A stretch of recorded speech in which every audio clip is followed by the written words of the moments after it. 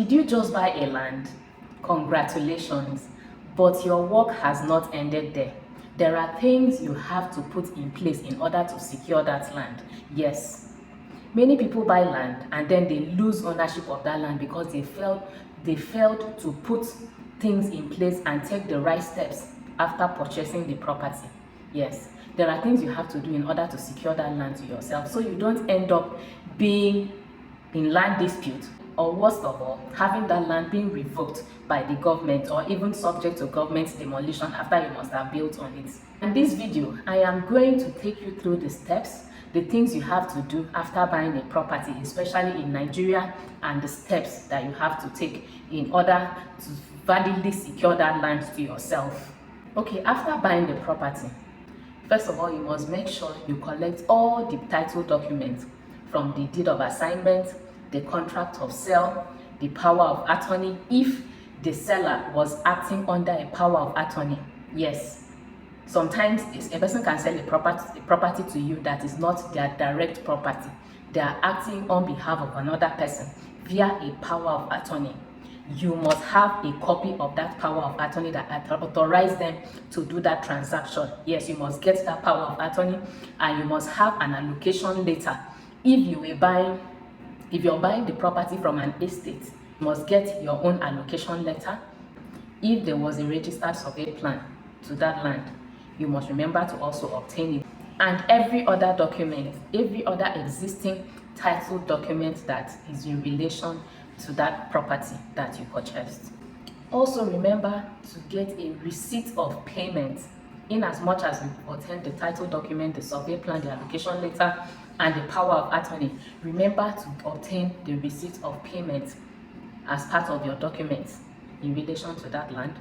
Then the second thing you would want to do in order to protect that land is to conduct a survey of that property. Yes, the surveyor is going to help you ensure that the survey that you have on paper tallies with the area surface of the land, to identify and ensure that the survey plan that you have covers the land you're actually paying for.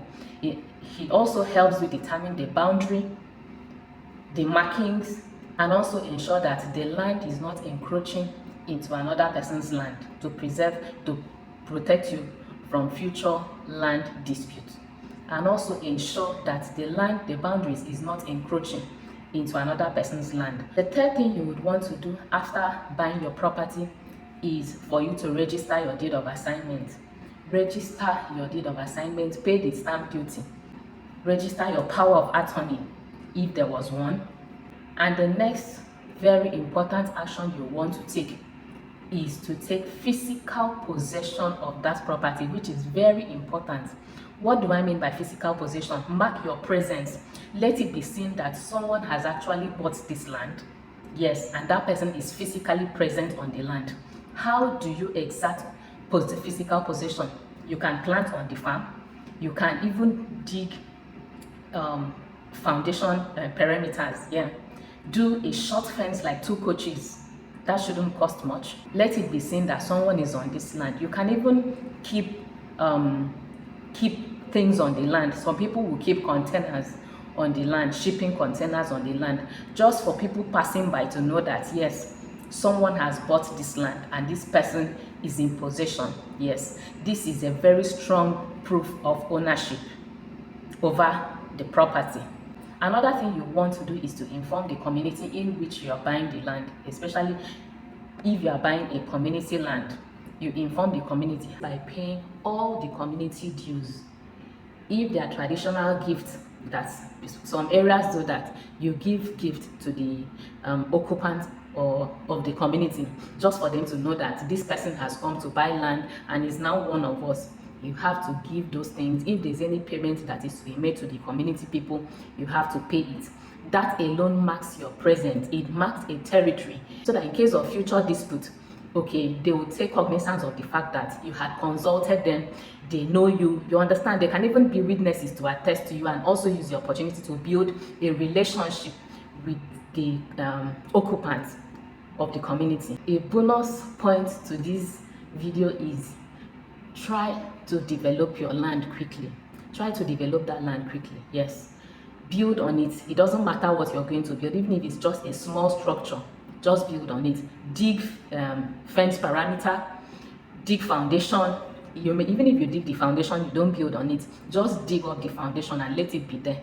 You can even mold blocks. Yes, you can mold blocks and leave it there. Sometimes when you see people molding blocks and leaving it on their site for years, for a long time without building, it's not because they do not know what they are doing. Sometimes it is just for you to mark, to announce your presence, that you are in that land. Mold the blocks and leave it there. You understand?